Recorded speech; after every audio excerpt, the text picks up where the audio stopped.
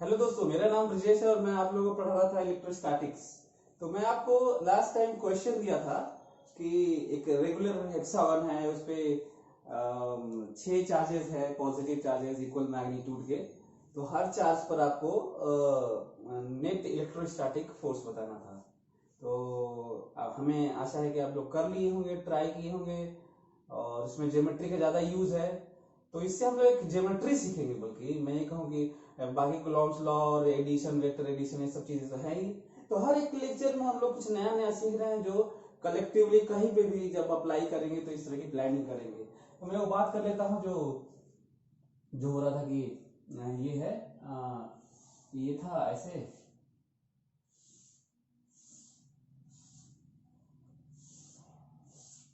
ऐसे यहाँ पे Q चार्ज था, यहाँ पे Q चार्ज था, यहाँ पे Q चार्ज था, यहाँ पे Q चार्ज था, यहाँ पे Q चार्ज था, और यहाँ पर Q चार्ज था, और साइड लेंथ सबका ए दिया हुआ था। Side length A D R जो भी कर लीजिए, लेकिन इक्वल साइड था, रेगुलर हेक्सागन था। और इस पे चार्जेस, पॉजिटिव चार्ज रखे हुए थे, और किसी एक चार्ज पे तो सिमेट्रिकली जितना एक पे लगेगा उतना ही सब पे लगेगा, ये तो दिख रहा है। लेकिन करेंगे कैसे, अब ये एक प्रॉब्लम है। तो आप लोगों को याद होगा कि मैं बताया था कि किस तरीके से सोचेंगे कहीं पे भी डिस्क्रीटनेस की चीजों को। डिस्क्रीट मतलब चीजें यहाँ यहाँ यहाँ यहाँ यहाँ यहाँ अलग अलग कॉन्टिन्यूस ना हो, लगातार चीजें अरेंज ना हो, बल्कि उनके बीच में गैप, उसे डिस्क्रीट बोलते हैं।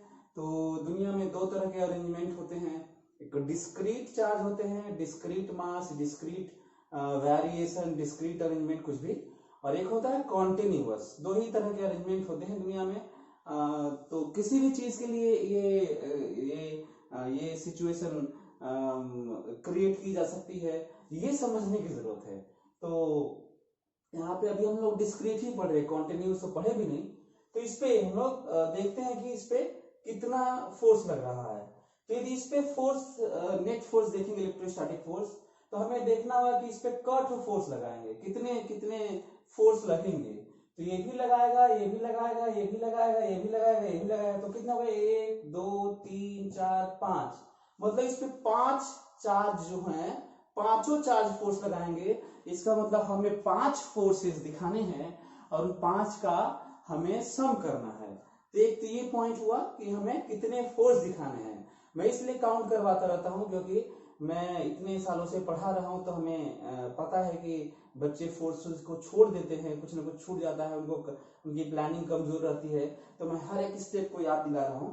सो अब तो मैं यही कहूंगा कि भाई ऐसा है कि सिमेट्रिकली जितना फोर्स ये लगाएगा, अवे रिपल्सन, देखिए ऐसे ये वाला फोर्स इस पे अपनी तरफ लगाया कि अवे, तो आपको पता है कि ये अवे लगाएगा। ये देखिए अवे, नाम रख देते हैं F1।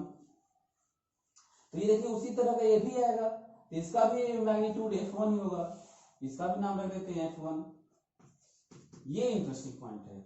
और ध्यान देने वाली बात है कि इनके बीच का जो एंगल है वो 60 डिग्री है, 60 डिग्री है।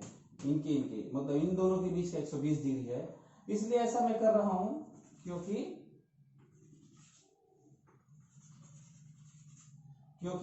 ये रेगुलर हेक्सागन के ये सभी एंगल ये 60 और 60 होते हैं। तो आमने सामने के भी ऐसे 60 डिग्री एंगल होंगे, F1 F1। तो इन दोनों का फोर्स मैं दिखा दिया। अच्छा, अब ये देखिए, ये भी फोर्स लगाएगा इस पे, तो इस पे फोर्स लगाएगा, अवे लगाएगा ऐसे, और ये थोड़ा सा इससे छोटा होगा, इसलिए छोटा होगा इससे क्योंकि ये थोड़ा दूर है, इससे दूर है तो थोड़ा छोटा फोर्स दिखा रहे हैं। और इसी तरह ये भी लगाएगा, और ये भी थोड़ा छोटा फोर्स लगाएगा, इसका भी नाम F2। थोड़ा कम फोर्स लगाएगा, इसका नाम F2 रख देते हैं। अच्छा, ये भी फोर्स लगाएगा जो रेडियली अवे रिपल्सन होगा, और सबसे छोटा ये फोर्स होगा, इसका नाम रख देते हैं F3।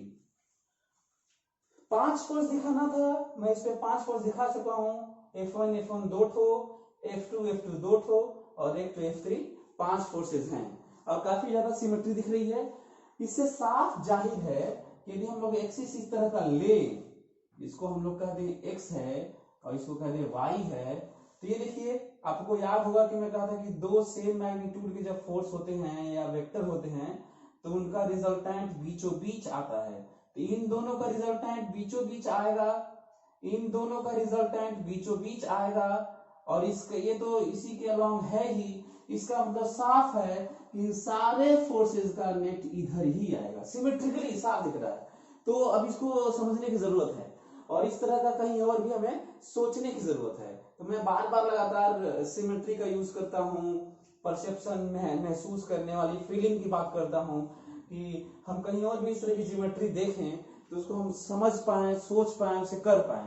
अब एक बात होगी कि मैं कहूंगा कि अब नेट फोर्स बताइए, तो नेट फोर्स आपको याद होगा कि मैं कहा था कि फोर्स वेक्टर क्वांटिटी है तो वेक्टर एडिशन होगा, और 5 फोर्स को जोड़ने के लिए 5, 7, 3, 4 ऐसे जोड़ने के लिए हमारे पास एक ही सोल्यूशन होता है, फोर्सेस को रिजॉल्व करते हैं और उनको फिर जोड़ते हैं। रिजॉल्व करते हैं कैसे? एक्स के लॉन्ग और वाई के लॉन्ग, फिर और टोटल एक्स जोड़ते हैं अलग से और टोटल वाई जोड़ते हैं अलग से। यही वेक्टर को जोड़ने का तरीका है। हाँ, जब वेक्टर 2 हो केवल तो एक फार्मूला भी लगा लेते हैं हम लोग, √a² + b² + 2ab cos theta, पर केवल 2 का है वो, 5 का तो है नहीं। तो 5 के लिए तो एक ही तरीका है कि हम लोग उसे रिजॉल्व करें। तो आप देखेंगे F3 इसी के लॉन्ग है, यदि इसको मैं इसके लॉन्ग तोड़ू तो आप देखेंगे यहाँ पे आएगा F1 cos theta, F1 cos theta, तो आएगा 2F1 cos थीटा, और इधर देखेंगे इधर आएगा F1 sin 60, और ये थीटा क्यों 60 लिखते हैं इसको, और इसका इधर आएगा F1 sin 60। देखिए कैंसिल हो गया, इसी की बात कर रहे हैं, कैंसिल हो गया, इधर जुड़ गए 2F1 cos 60 जुड़ गए। सिमिलरली हम लोग यदि यहाँ पे एक चीज ध्यान दें तो हम लोग के पास ये एंगल अभी नहीं मिला हुआ है, ये तो हम लोग निकाल लिए थे, है ना, 60 तो सामने 60, ये 60 तो सामने 60, लेकिन हम लोग को ये एंगल नहीं मालूम चल रहा है। तो जरा देखते हैं इस पे, देखते हैं आखिर ये एंगल क्या है। तो आपको ये देखिए 60 है, ये 60। अच्छा, आपको पता है कि ये जो ट्राइंगल बनता है रेगुलर हेक्सागन में सेंटर से लेकर साइड का, तो वो भी इक्विलेटरल ट्राइंगल होता है, तो ये भी 60 है ना। तो अच्छा, ये जो परपेंडिकुलर ड्रॉ ये लग रहा है पूरा का पूरा ये इस लाइन पर, तो यदि 90 है तो ये 60 है, तो निश्चित है 30 है, और यदि ये 30 है तो ये भी 30 है, मतलब ये पता चल गया कि ये 30 है। और यदि ये 30 है तो सामने भी 30 है और सामने भी 30 है। मैं आपको ये बताना चाहता था। यदि अब F2 को इधर तोड़ा जाए तो F2 cos 30, F2 cos 30, इसका मतलब इधर एक दो और आएगा 2F2 cos 30, F2 sin 30 और F2 sin 30, फिर कैंसिल आउट हो गया, F2 sin 30 नीचे और F2 sin 30 ऊपर। हालांकि हम लोग y पे लिखना नहीं किया था क्योंकि y पे तो हम लोग सोच चुके थे कि 0 होगा, लेकिन अब देख रहे हैं कि क्यों 0 होता है, क्योंकि कैंसिल हो रहा है लेकिन इधर सब ऐड हो रहा है। यदि अब कहा जाए कि नेट फोर्स क्या है तो देखिए नेट फोर्स मैं निकालता हूं, यहां पे लिखता हूं कि F नेट या simply F that is F3 plus 2 F1 cos 60 plus 2 F2 cos 30। अब हम लोगों को F1, F2, F3 की वैल्यूज लिखनी है। देखिए F3 क्या माना गया था, इसके द्वारा इस पे लगा हुआ the force applied by this charge on this charge is F3।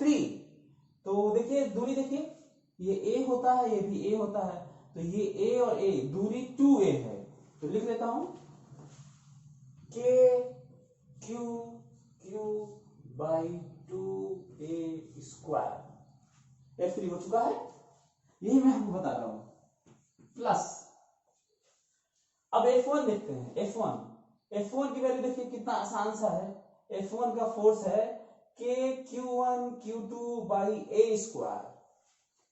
देखिए K Q1 Q2 by A square. अच्छा 2 भी है ना, 2 इंटू 2 F1 cos 60 प्लस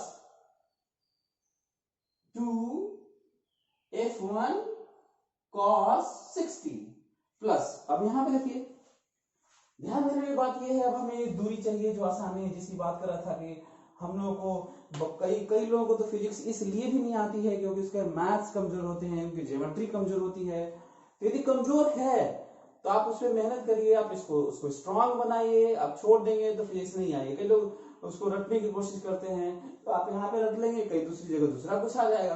तो ये समझने की जरूरत है आपको। मैं बार बार एक बात करता रहता हूँ कि ब्रेन को ट्रेन करना है, ट्रेनिंग की जरूरत है, ताकि वो चीजों को एनालिसिस कर पाए, समझ पाए। रट के आप कभी भी लाइफ में बहुत आगे बहुत कुछ नहीं कर पाए। इसीलिए मैं बोलता हूँ बार बार कि लॉजिक्स डेवलप करिए, इंटरेस्ट डेवलप करिए, कॉज एंड इफेक्ट को समझिए, है ना। तो इसको रटना नहीं, बल्कि हम लोग इसको देखना कि ये लेंथ कैसे आएगा। तो ज्योमेट्री यूज करते हैं, देखते हैं कैसे आएगा।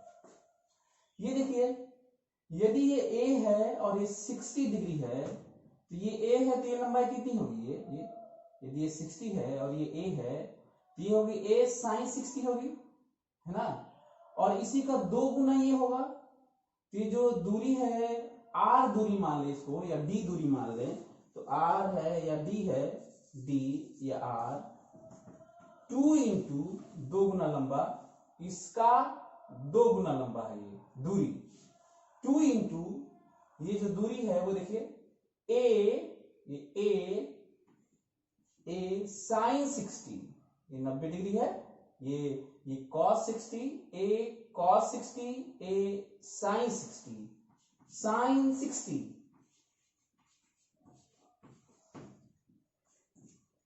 √3/2 इसको रख देंगे तो ये आ जाएगा √3a। दूरी आ गया तो फिर से यहां वैल्यू लिखते हैं और कहते हैं कि ये वैल्यू होगा 2 इंटू के क्यू बाई √3a का स्क्वायर इंटू cos 30 √3/2। अब यदि मैं बात करूं कि अब नेट फोर्स कितना है, तो नेट फोर्स देखिए, नेट फोर्स की वैल्यू है, इफ नेट है K Q square by A square, K Q square by A square, और ब्रैकेट में है यहां पे आएगा 1/4, यहां पे आएगा +1, यहां पे कैंसिल, और यहां पे 2 कैंसिल हो जाएगा, और √3 का स्क्वायर नीचे आएगा 1/√3, यहां पे आएगा 1/√3।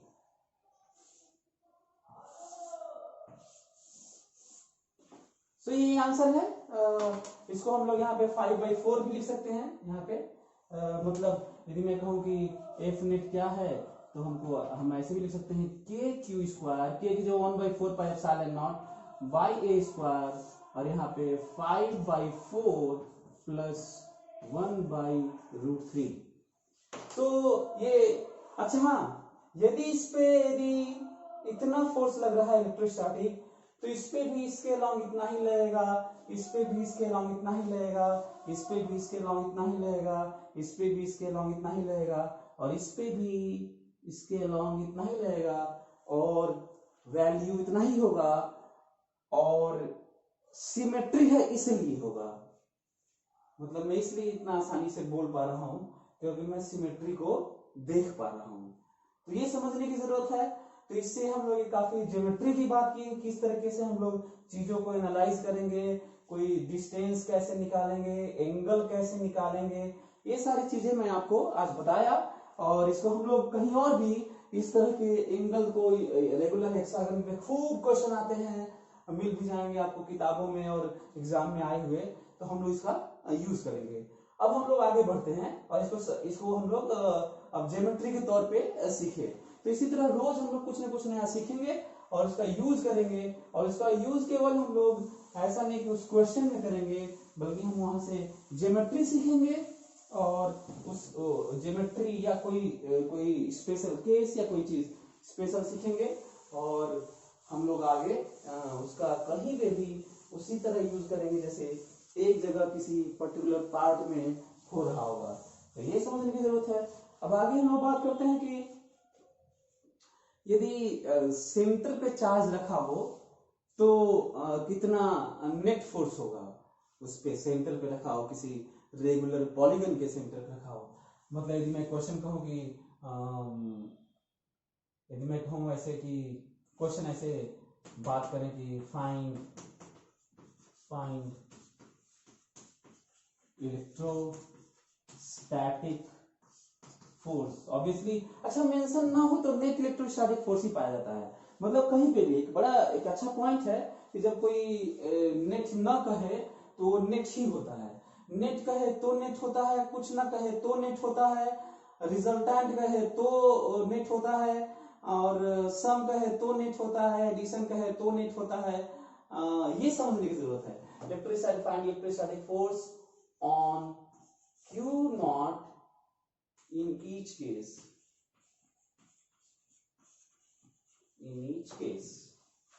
ठीक है, तो इसमें बहुत सारे मैं चीजें बना देता हूं। पहला आपको बना देता हूं कि Q है और बीचों बीच Q नॉट रखा हुआ है और ऐसा है कि दूरी a है, Q नॉट से दूरी a है, Q नॉट से दूरी a है। अच्छा, इसी तरह से दूसरा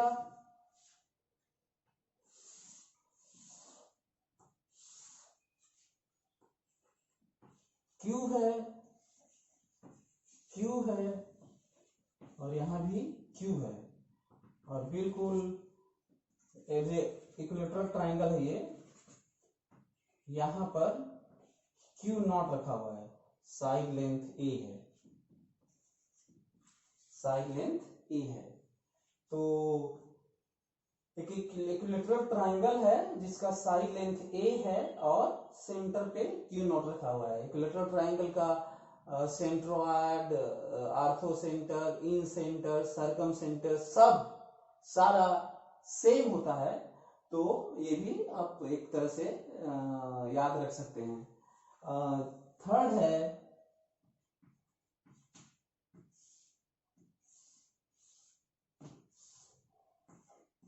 Q है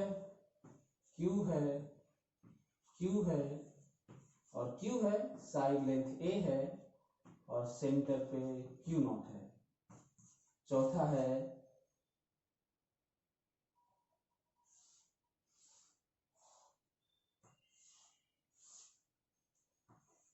Q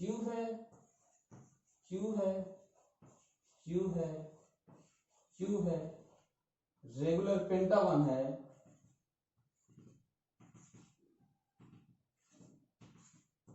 और सेंटर पे Q नॉट है, साइड लेंथ A है।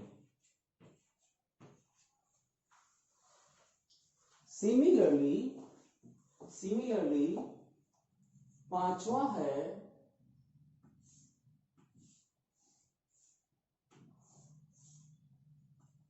Q है, Q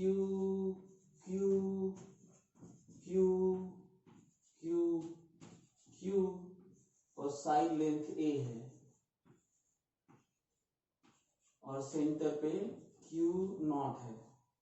ठीक है, इसी तरह से रेगुलर हेप्टागन है, ऑक्टागन है ना, 10 साइड, 12 साइड, 15 साइड, 20 साइड।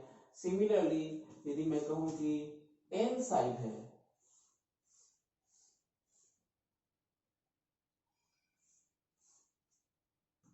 और यहाँ पे Q नॉट है, साइड लेंथ A है, सब जगह हर वर्टिसेस पे Q है, हर जगह Q है, हर जगह Q है और इस पे आपको बताना है। और लास्ट है, सातवां है n साइड है ना, रेगुलर n गॉन है, n गॉन है और यहाँ पे है चार्ज है डी क्यू है, पूरा क्यू अरेंज है और यहाँ पे क्यू नॉट है, दूरी आर कह लीजिए चाहे ए कह लीजिए, फर्क नहीं पड़ता।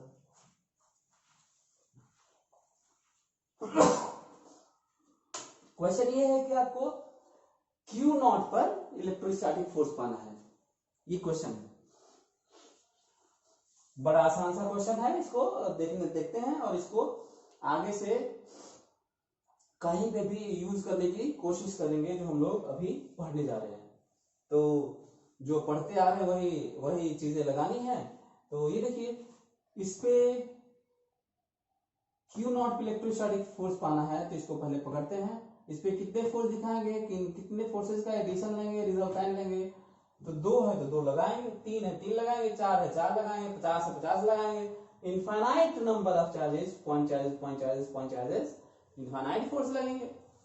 तो जितने फोर्स लगेंगे उनका रिजल्टेंट लेंगे, वेक्टर सम करेंगे, सिंपली सम नहीं करेंगे। तो ये देखिए, ये वाला फोर्स इस पे इधर की तरफ लगाएगा, रिपेल करेगा, ये इस पे अवे लगाएगा और ये भी इसको धक्का मारेगा और अवे लगाएगा, और दोनों का मैग्नीट्यूड सेम होगा और एफ की वैल्यू 0 हो जाएगी। मैं आपको यही बताने की कोशिश कर रहा हूं कि किस तरीके से 0 होगा। ये इसको रिपेल किया इधर की तरफ, ये इसको रिपेल किया इधर की तरफ, मैग्नीट्यूड सेम होगा, डायरेक्शन अपोजिट है, नेट 0 हो गया। यहां पर देखिए, ये इसको रिपेल करेगा इधर की तरफ, उतना ही फोर्स से ये इधर रिपेल करेगा इधर की तरफ, और उतना ही से ये इधर रिपेल करेगा इधर की तरफ, और इसको सम करेंगे हम लोग इक्विलैटरल ट्रायंगल के वर्टिसेस पे सेम मैग्नीट्यूड और साइन के चार्ज हो, तो सेंटर पे जो एफ होता है वो 0 होता है। सिमिलरली यहां पे देखिए, इन तीनों को जोड़ेंगे तो 0 होगा। मतलब ये कहने का सेंस ये है कि इसका कंपोनेंट जितना इधर आएगा और इसका कंपोनेंट जितना इधर आएगा और इनको जोड़ा जाएगा, इधर और तो कैंसिल हो जाएगा, तो जितना जोड़ा जाएगा वो इसको कैंसिल करके नेट 0 कर रहा होगा। यहां पे देखिए, यदि ये इधर की तरफ यदि फोर्स आ रहा है, यदि इसका इधर की तरफ फोर्स आ रहा है, तो ये देखिए इसका इधर की तरफ फोर्स आएगा। यदि इसका इधर की तरफ फोर्स आ रहा होगा तो इसका इधर की तरफ फोर्स आएगा, और सेम मैग्नीट्यूड के फोर्स आएंगे, इसीलिए एफ की वैल्यू 0 होगी। Cancel each other diagonally opposite forces with same magnitude। ये एक दूसरे को कैंसिल किए, क्योंकि ये रिपेल किया तो इधर लगाया, ये रिपेल किया इसको तो इधर लगाया, और कैंसिल होके 0 हो गए।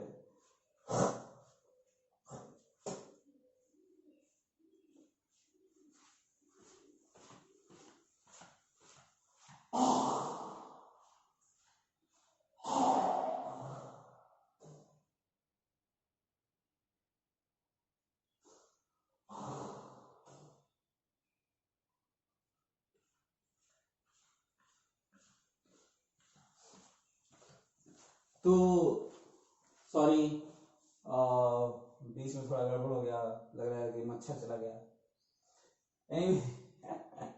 तो मैं आपको बता रहा था कि किस तरीके से हम इसको 0 देख पा रहे हैं। फिर यहां पे प्रॉब्लम आ रही है, ये देखिए, इसका फोर्स इधर की तरफ लगेगा, इसका फोर्स इधर की तरफ लगेगा, इसका फोर्स इधर की तरफ लगेगा, इसका फोर्स इधर की तरफ लगेगा, और इसका फोर्स इधर की तरफ लगेगा।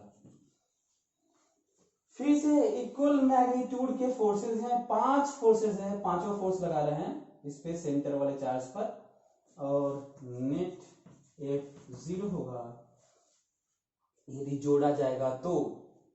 सिमिलरली यहां पे ये देखिए, ये फोर्स इधर लगाएगा तो ये फोर्स इधर लगाएगा, ये फोर्स इधर लगाएगा तो ये फोर्स इधर लगाएगा, ये फोर्स इधर लगाएगा तो ये फोर्स इधर लगाएगा, और सब सेम मैग्नीट्यूड के फोर्स लगाएंगे और नेट एफ सम करने पे 0 होगा। और इसी तरह से इनका भी नेट फोर्स 0 होगा। और यहाँ पे देखा जाएगा तो जो D Q small point charge यहाँ पे होगा, डीएफ होगा, तो इधर वाला भी डायगोनली अपोजिट वाला इधर डीएफ लगाएगा, ये इधर डीएफ लगाएगा, ये इधर डीएफ लगाएगा, ये इधर डीएफ लगाएगा, तो ये इधर डीएफ लगाएगा। कितने इस तरह के डीएफ होंगे अपोजिट लगाने वाले? इनफाइनाइट होंगे, क्योंकि यूनिफॉर्मली चार्ज डिस्ट्रीब्यूटेड है। तो बल्कि मैं ये कहूं कि और नंबर ऑफ साइड बढ़ाते रहें बढ़ाते रहें बढ़ाते रहें, संख्या बढ़ाते रहें, जैसे कि मैं बढ़ाते हुए आया हूं, तो यही सर्कल होता है। सो circle is nothing but what? Circle is nothing but regular n-gon where n is tending to infinite or say infinite. So a surprising statement, circle कुछ और नहीं बल्कि रेगुलर पॉलीगन होता है जिसके नंबर ऑफ साइड्स इनफाइनाइट होते हैं और जिसका साइड लेंथ टेंडिंग टू 0 होता है। एक ये पॉइंट, ये समझने की बात है। मैं तो इसको ऑटो कैड पे और कहीं पे देखा भी हूँ कई जगह। तो क्या मैं देखा था, मैं कमांड दिया ऑटो कैड में जो डिजाइनिंग होती है, जो सॉफ्टवेयर होता है, मैंने उसका कहा कि 2 सेंटीमीटर का सर्कल बनाए। तो फटाक से कंप्यूटर पे 2 सेंटीमीटर का सर्कल बनाया और उसको जूम किया, बड़ा किया, तो बाद में पता चला कि अरे ये तो रेगुलर हेक्सागन, ये तो रेगुलर पॉलीगन है, ये तो सर्कल है ही नहीं। इसका मतलब दुनिया कोई भी सॉफ्टवेयर हो जाए, कुछ भी कर लीजिए आप, कभी भी सर्कल नहीं बना सकता। जब भी उसको जूम किया जाएगा तो रेगुलर पॉलीगन ही दिखेगा, भले ही उसके नंबर ऑफ साइड्स बहुत ज्यादा हों, पर वो स्ट्रेट लाइन दिखेंगे। और एक और बड़ा statement, at the same time दुनिया में कोई भी आप स्ट्रेट लाइन नहीं खींच सकते, बल्कि वो भी कर्व होता है, सर्कुलर आर्क होता है जिसका रेडियस टेंडिंग टू इनफाइनाइट होता है। इसका मतलब दुनिया में न स्ट्रेट लाइन खींचा जा सकता है, न कर्व खींचा जा सकता है। अब ये नहीं समझ में आ रहा है कि खींचा क्या जा सकता है। तो ये इसका मतलब साफ है कि अपने सहूलियत के अनुसार जो हमें मानना होता है वो हम लोग मान के साइंस में अप्रोक्सीमेट करके, इग्नोर करके बहुत सारी चीजों को हम लोग रिजल्ट तक पहुंचते हैं, क्योंकि प्रैक्टिकल लाइफ में हर जगह ही अप्रोक्सीमेशन है। आइडियलिज्म की थ्योरी हर जगह फेल हो जाती है, क्योंकि दुनिया में कोई भी चीज आइडियल नहीं है। ये हाईएस्ट फिलॉसफी है। मैं कई बार कई लोगों से डिस्कशन भी किया हूं फिलॉसफी को लेके, और लास्ट में यही कंक्लूजन निकलता है कि जो क्वांटम थ्योरी, जो फिजिक्स, जो खुद अपने आप में अपने चीजों को एक्सप्रेस करती है, वही धर्म की बात करने वाले भी करते हैं लास्ट में मजबूरी में।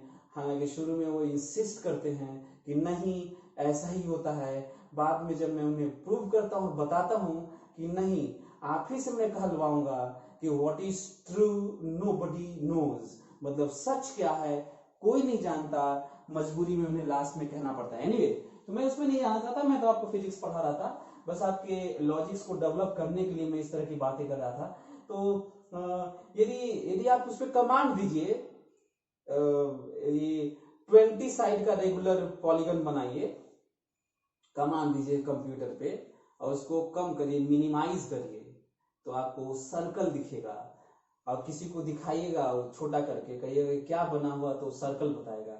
इसका मतलब आप कभी भी सर्कल बनाएंगे तो जूम करेंगे तो रेगुलर पॉलीगन दिखेगा, और कभी भी रेगुलर पॉलीगन बनाएंगे और उसको मिनिमाइज करेंगे तो सर्कल दिखेगा। इसका मतलब देखने का नजरिया स्केल पे डिपेंड करता है कि वो है क्या। तो जब भी कोई रेगुलर पॉलीगन को बहुत दूर से देखा जाएगा तो छोटा दिखेगा, तो सर्कल दिखेगा, और पास से देखेंगे तो रेगुलर पॉलीगन दिखेगा। और उसी रेगुलर पॉलीगन के साइड लेंथ को देखा जाएगा तो जिसे स्ट्रेट लाइन कहते हुए रेगुलर पॉलीगन कह रहे थे, बल्कि वो स्ट्रेट लाइन नहीं कर्व होगा, क्योंकि दुनिया में स्ट्रेट लाइन खींचा ही नहीं जा सकता, हमेशा टेढ़ा होगा वो, और उसका अपना कर्वेचर होगा जिसका रेडियस टेंडिंग टू इनफाइनाइट होगा। एनीवे, थोड़ा कंफ्यूजिंग है, लेकिन मैं ऐसे साइंस की ब्यूटी के नाम पे आपको समझा रहा था। अब रही बात ये रिजल्ट की, तो मैं आपको समझाने की कोशिश ये कर रहा हूं अब कि आप ये देखिए, कम से कम जो रेगुलर पॉलीगन होते हैं वो 3 साइड से मिनिमम शुरू होते हैं, क्योंकि 2 साइड का तो रेगुलर पॉलीगन नहीं बनता। ये भी एक अच्छा इंफॉर्मेशन है आपके लिए कि 3 पर 2 का भी नेट 0 होता है यदि सेंटर पे रख दिया जाए तो।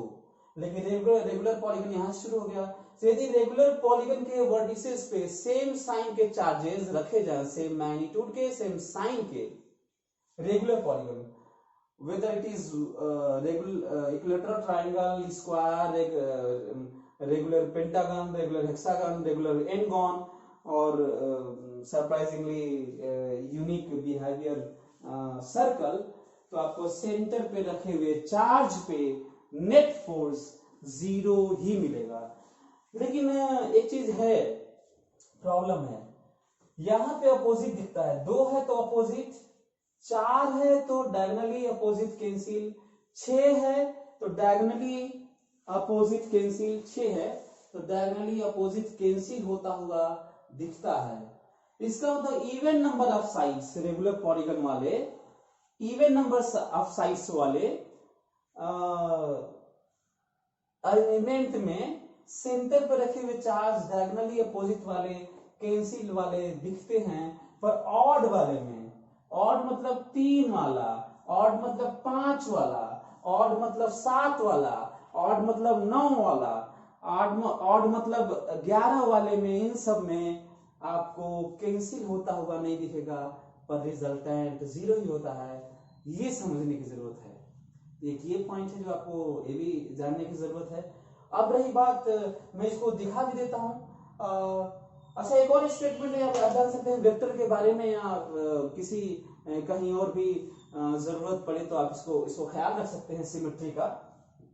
ये बात है कि जब भी फोर्सेस इक्वल मैग्नीट्यूड के, फोर्सेस कहिए चाहे वेक्टर कहिए, जब 3 हो, 360 डिग्री को इक्वल डिवाइड करके वेक्टर लगा दिया जाए, आउटवर्ड ऐसे करके पॉइंट पर इक्वल एंगल पर लगा दिया जाए, तो नेट 0 होता है। चाहे यहां पर 180 डिग्री पे हो बाई 2 करके, चाहे यहां पे 3 हो, तो देखिए इनके बीच में 120 डिग्री है, 120 डिग्री बाई 3 120 डिग्री आएगा, 90 डिग्री आएगा।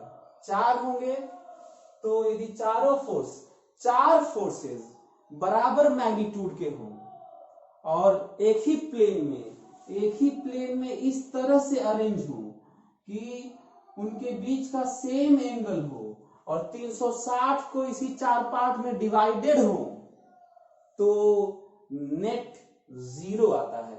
इसको प्रूव करने जा रहा हूं मैं। तो इसका मतलब यहाँ पे यदि देखा जाए, यहाँ पे 5 फोर्स है, एक ही प्लेन में है, सबके बीच का एंगल सेम है, और कितना एंगल है वो भी बता देता हूं, 360/5, और ये आएगा 72 डिग्री। तो 72 degree, 72 degree, 72 degree, 72 degree, 72 degree, यदि 72 हो डिग्री हो, यहाँ पे 60 डिग्री आएगा, 360/6, 60 डिग्री, 60 डिग्री, 60 डिग्री, एक ही प्लेन में है, फोर्सेस के मैग्नीट्यूड बराबर है, एक पॉइंट पे एक्ट कर रहे हैं, एक बॉडी पर एक्ट कर रहे हैं, और 60 डिग्री पे 6 फोर्सेस हैं। इसी तरह इसका मतलब यदि 20 किया जाए, 50 किया जाए, 100 किया जाए, तो n किया जाए general, 360 degree by n angle हो, दो फोर्सेस के बीच में 360/n हो यहाँ पर, तो यहाँ पे नेट 0 ही होता है। और यहाँ पे तो आप देख ही रहे हैं कि 10 × 0 एंगल होने जा रहा है ना।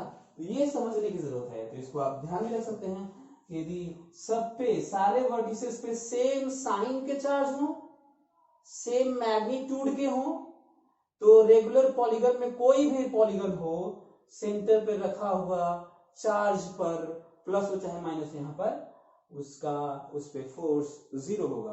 तो कहीं और भी इस तरह की बातें मैग्नेटिज्म में, और कहीं पे सेंटर ऑफ मास, इनर्शिया, और कहीं और भी सोचा जा सकता है। फिलहाल मैं आपको अब ये भी प्रूव करने जा रहा हूँ कि ये एक ऑड वाला, अच्छा इवन को प्रूव करने की जरूरत नहीं है, डायगोनली अपोजिट वाला कैंसिल होता हुआ दिखते हैं, इसलिए इवन तो साफ दिखता है कि 0 हो रहा है, तो भला इवन को प्रूव करने की जरूरत ही नहीं, केवल लिख देने की जरूरत है कि डायगोनली अपोजिट कैंसिल करके 0 हो गए। लेकिन रेगुलर पेंटागन में नहीं दिखता, रेगुलर हेप्टागन में नहीं दिखता, और इक्विलेटरल ट्रायंगल में नहीं दिखता, क्योंकि ये ऑड है। एक तो ये पॉइंट है जो आपको जानना था।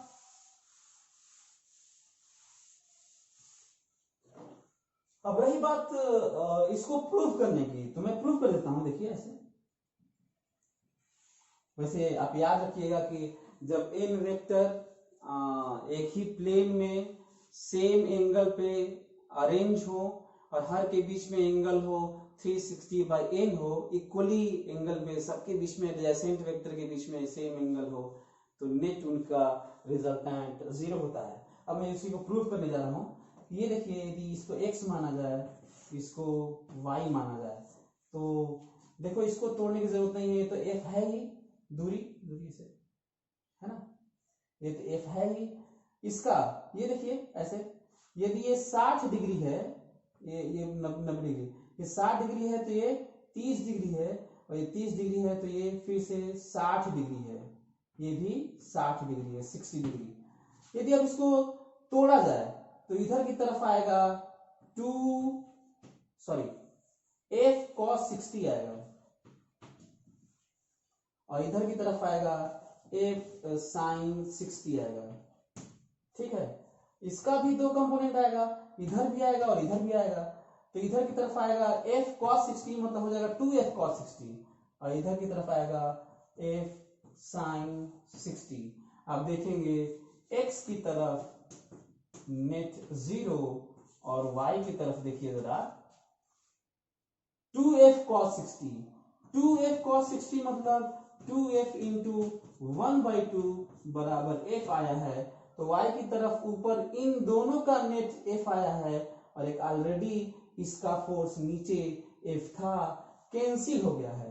इन दोनों का रिजल्टेंट इधर आया, इसको कैंसिल कर दिया, और fy भी 0 आ गया, और f नेट इस तरीके से 0 आ गया। तो ये आप देखेंगे कि हर जगह इस तरह का होल्ड करता है, और ये समझने की जरूरत है कि ये सारे जगह इस तरह की बातें होती हैं, और हर रेगुलर पेंटागन में भी ये होता है।